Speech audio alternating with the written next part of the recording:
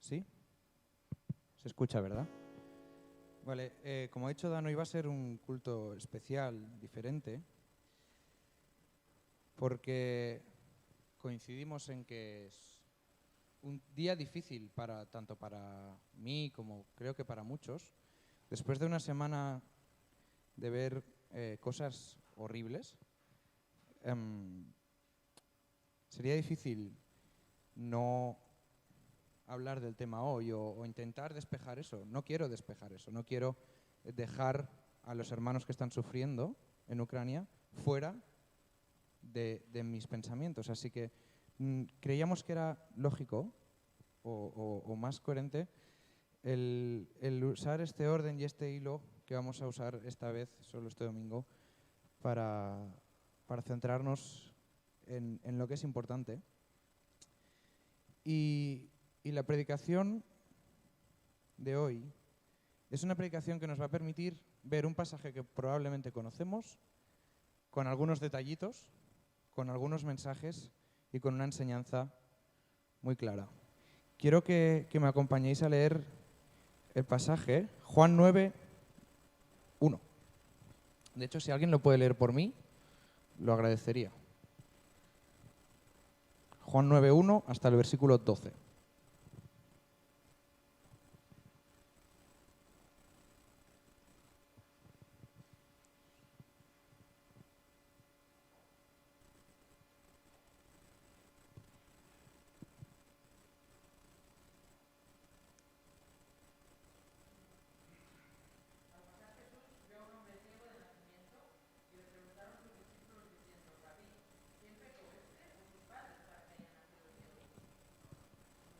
Sí, sí, sí. Sí, sí, sí.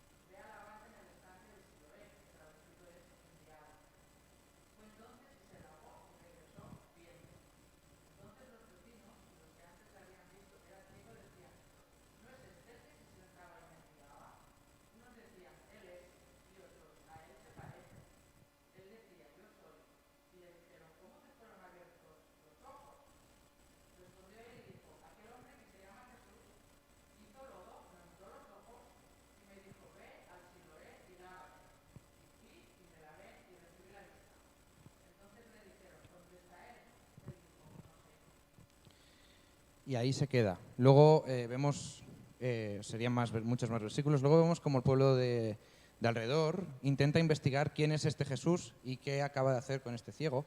Pero estos 12 versículos, pese a que es algo habitual leer en la Biblia que Jesús sana a alguien, Jesús ha hecho muchas cosas aquí. No solo ha sanado a gente. Muchas veces cuando Jesús sana a una persona, en muchísimas ocasiones, la sana de manera instantánea. Incluso, permitidme, de manera telemática. Cuando viene el centurión a Jesús le dice, oye, cura a mi sirviente que está en mi casa, le dice, ve para tu casa que ya está curado. Pero esta vez Jesús hace algo un poco diferente y, desde mi punto de vista, muy raro. E incluso te diría un poco que nos genera rechazo todo el tema de la saliva en la tierra, meterlo en los ojos, un poco asqueroso, pero todo tiene un porqué. Y lo dijo, creo que Samuel Arán, cuando estuvo predicando aquí, dijo, Jesús casi nunca o nunca hace ni dice una palabra sin que tenga un mensaje detrás. Y eso los discípulos y los testigos que lo escuchaban lo sabían. Y cada cosa que decía Jesús que hacía Jesús la tenías que estudiar o examinar para ver qué significaba. Hay un teólogo muy conocido, Matthew Henry, explica que cada vez que leemos una historia sobre un hecho de Jesús, como es esta, hay 3 aspectos que debemos estudiar para entender su pasaje en la globalidad según Matthew Henry. Dice que está el efecto inmediato del texto, está el efecto reflexivo del texto y está el efecto aplicable del texto. Y así que la predicación de hoy será intentar encontrar el efecto inmediato, el efecto reflexivo y el efecto aplicable de esta predicación. El efecto inmediato es siempre el más identificable. Si os pregunto cuál es el efecto inmediato de Jesús en este texto, es fácil. Todos diréis, bueno, ha sanado a un ciego, ha curado y glorificado la vida de alguien y además ha demostrado su poder delante de X personas. Dice Matthew Henry que el efecto inmediato es aquel que se usa para simplemente los testigos de ese lugar. Pero el efecto reflexivo es ¿qué quiere decir Jesús con esto?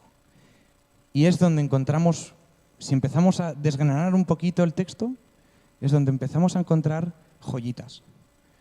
Y más en este pasaje, porque Jesús hace cosas muy raras. Y lo envía a un estanque conocido entonces, pero que habían otros 50.000. No habrían 50.000, habrían muchos más.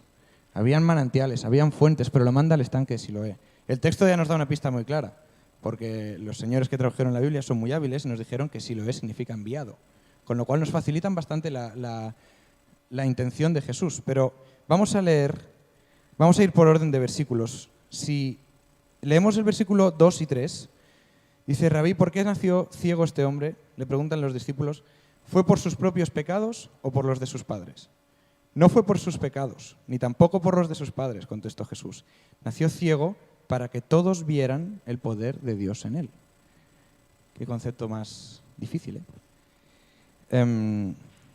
Yo padezco una enfermedad que no sé cuál es y que tampoco sé del todo cómo me afecta.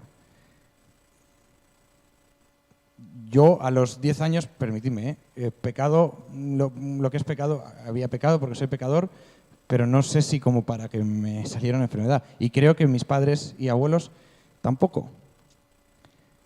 Era una creencia muy habitual en el pueblo de Israel, cuando alguien padecía, pensar, y además era como una manera de autojustificarse los que no tenían nada, ninguna enfermedad ni nada, de bueno, es que este ha pecado, o él o sus padres, porque hay algún versículo en el Antiguo Testamento que respalda eso. Pero Jesús hace algo que es sutil. Les dice, no fue por sus pecados ni tampoco por los de sus padres, nació ciego para que todos vieran el poder de Dios en él. A la pregunta, ¿por qué nació ciego?, Jesús responde, ¿para qué nació ciego? Y transfiere la atención de la causa de la enfermedad de este hombre al por qué, o sea, al para qué, perdón, al propósito de la enfermedad y de la vida de este hombre. Eso es lo primero. Antes de curar al ciego, ya les está enseñando algo básico a los discípulos. Porque luego los discípulos van a padecer. Cuando Jesús ya desaparece, los discípulos sufren. Y Pablo habla del aguijón de la carne. Y otros versículos mueren. O sea, otros discípulos mueren por persecución. Y de Jesús lo que les está enseñando es, el sufrimiento no tiene nada que ver con tu culpa. Es más, si Dios te liberara del sufrimiento cada vez que se lo pides, ¿quién no seguiría a Dios? ¿Qué libertad tendríamos de seguir a Dios? ¿Qué opción tendríamos, no? Si yo le pido, Señor, líbrame de esto, y me libra, y Señor, dame lo otro, y me lo da, ¿para qué seguiré yo a Dios? ¿Por amor? ¿Por devoción? No, lo seguiré por comodidad, por conveniencia. Así que Jesús, ya antes de dirigirse al ciego, los discípulos ya se han llevado la primera. Dice, versículo 6, que no me lo he copiado. Dice, luego escupió en el suelo, hizo lodo con la saliva y lo untó en los ojos del ciego. Le dijo, ve a lavarte en el estanque de Siloé, que significa enviado. Entonces el hombre fue, se lavó y regresó viendo. Yo creo que no es la primera vez que leéis este pasaje, ¿verdad? ¿Nunca os habéis preguntado qué necesidad tan rara tenía Jesús para ponerle saliva con barro en los ojos de ese hombre? Si a otras personas les ha curado poniéndole la mano encima, ¿por qué haces eso? Imagínate ser un discípulo de Jesús. Ves a Jesús escupir en el suelo, no sé de a poco, porque tiene que hacer barro, coger y untarle la cara. Yo no sé qué cultura tenían ahí, pero creo que daba asco también. Y Jesús está haciendo dos cosas. Una, se está preparando lo que va a pasar. El propósito principal de Jesús es ensuciarlo. Es raro, suena raro al principio, luego se explica y se entiende. Pero el propósito principal de Jesús es ensuciarle la cara. Con lo que sea. Pero no con lo que sea. Porque Jesús lo que está utilizando para restaurarle la vida al ciego es el material que Dios usó en la creación de Adán, que es el polvo de la tierra. Y Jesús de alguna manera le está diciendo, esta es mi firma. O sea, cuando firma un cuadro el pintor dice, así hacemos las cosas yo, mi padre. Yo soy el que soy. Conozco mi propio método. Y uso para restaurarte la vista lo que usé para crear al hombre perfecto. Eso también se dieron cuenta. Esa gente, para que... Ahora posiblemente es más difícil, ¿no? Porque yo cuando salga de aquí estaré pensando en mi bachillerato, en mi selectividad, la gente está pensando en su trabajo, pero esa gente se sabía el Pentateuco de memoria. Y cuando Jesús hacía algo no se les escapaba ni una coma. Y entendían todo lo que... O sea, para nosotros ahora es un descubrimiento brutal entender que está usando un material específico para ensuciarle la cara a este hombre, pero para ellos era algo entendible, es 2 más 2.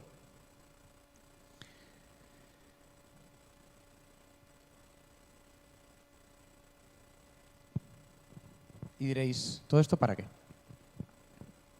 Está claro, le tiene que restaurar la vista al ciego, le ensucia la cara de manera, para mí, no quiero decir asquerosa porque lo hizo Jesús, pero que me genera rechazo. Yo no quisiera que nadie me hiciera eso a mí.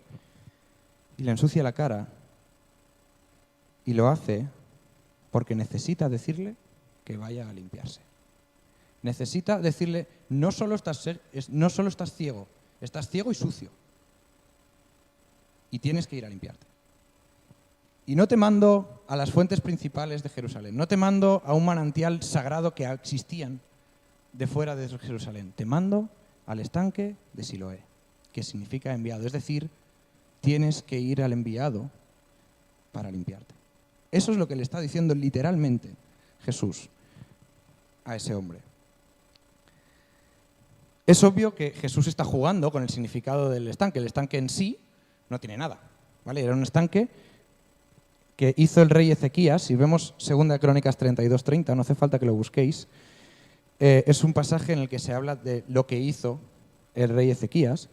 Dice, bloqueó el manantial de la parte alta de Gijón, una ciudad que no está en Asturias, pero que estaba cerca de Israel, o sea, cerca de Jerusalén, y condujo el agua por un túnel hasta la parte occidental de la ciudad de David. El estanque de Siloé, eso también se explica en 2 de Reyes 20:20, el estanque de Siloé era un estanque, imaginaos, una obra de arte del rey Ezequías. Cojo un manantial que está fuera de Jerusalén, fuera de mis murallas, fuera de mi alcance, lo bloqueo, cavo un túnel y así tendré agua incluso si la ciudad está bajo asedio. Es decir, el concepto que tenían los israelitas de ese manantial es que era un manantial, de ese estanque, perdón, es que era un estanque eterno. En su cabeza no cabía la posibilidad de que ese estanque dejara de estar, porque nadie sabía dónde estaba el túnel y nadie identificaba eso, con lo cual iban a tener agua siempre. Con lo cual Jesús les está diciendo, tienes que ir a lavarte porque estás sucio y eres ciego, al estanque que te limpia y que es eterno. O sea, se está refiriendo a sí mismo, se está dando muchísimas virtudes de sí mismo sin decirlas delante de muchas personas, para que identifiquen que este ciego no se va a ir a lavar con agua en el grifo de su casa, sino que lo que les está diciendo es, necesitáis todos de este estanque, al cual os estoy enseñando de manera muy gráfica, que tenéis que ir. O sea que Jesús no solo estaba jugando con el nombre del estanco, sino del estanque, perdón, estanco es otra cosa, con el nombre del estanque, sino con el concepto también del estanque. El nombre significa el enviado. Jesús, si luego tenéis un ratito en casa, durante todo el capítulo 9, o sea, durante todo el Evangelio de Juan y todos los demás evangelios, se cansa de decir, soy el enviado. Y lo que les está diciendo es, que el enviado soy yo y tenéis que venir a mí, porque tenéis una ceguera todos y me necesitáis. ¿Verdad que se entiende un poquito mejor lo del escupitajo? Se entiende un poquito mejor por qué ese estanque. Siempre era una cosa que siempre yo... Vale, sí, se llama el enviado, pero ¿y qué? Era una cosa que yo siempre me pregunté. Y esto es el efecto reflexivo del que habla Matthew Henry. Es el efecto didáctico de lo que hace y dice Jesús. Y luego se habla del efecto aplicable, que es el que te habla a mí y a ti directamente. ¿Qué puedo yo sacar con este pasaje? Y yo lo he dicho. Jesús les está diciendo, les está enseñando, les está dibujando en su cara que todos están ciegos. Le está diciendo, yo soy el enviado, yo me estoy referenciando como el estanque y todos los demás sois este hombre. Y necesitáis que yo os sane la vista. Obviamente la vista espiritual, porque esa gente con los ojos veía. Pero ojo, una ceguera espiritual no significa no conocer a Dios. Una ceguera espiritual no es aquel que pasa de Dios. Tristemente, y creo que estaremos de acuerdo, que en todas las iglesias del mundo existe ceguera espiritual. Porque con ceguera espiritual, lo que está diciendo Jesús, este pasaje muchas veces lo he oído predicar de la justificación de Jesús. Cuando ya vas al enviado, estás justificado. Este pasaje no está hablando de eso. Este pasaje te está diciendo que Jesús te va a abrir los ojos para conocer la verdad, que es Él. Conocer no significa identificar. Identificar, yo identifico a Henry como Henry. ¿Conozco a Henry? Me gustaría conocerle más. Yo identifico a mi padre como mi padre. ¿Conozco a mi padre? Sí, lo conozco. Conocer no significa identificar. Y nosotros identificamos a Dios como nuestro Dios, como nuestro Padre. ¿Pero realmente conocemos a Dios?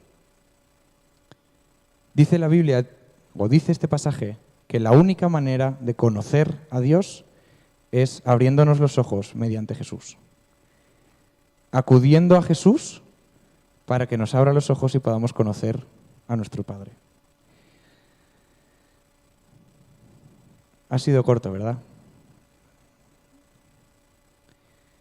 Me gustaría concluir. Si no has llegado nunca a ese estanque, si ni siquiera te ha interesado nunca el hecho de Jesús, lo que hizo, quién fue, para qué estuvo,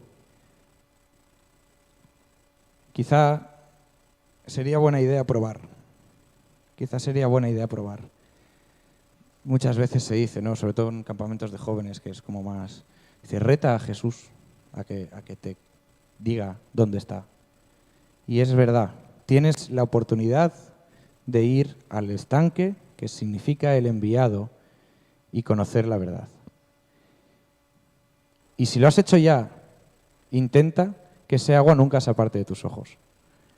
Porque identificarás a Dios, pero necesitas conocer a Dios.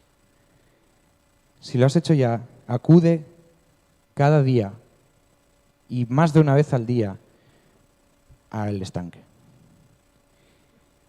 Y en parte es lo que venimos a hacer aquí los domingos. En parte no. Es lo que venimos a hacer aquí los domingos. Y lo que nos gusta es saludarnos, es abrazarnos. Bueno, ahora con el COVID difícil, ¿no? Pero es darnos cariño, sobre todo con los que más ganas tienes de ver, porque son más afines a ti. Pero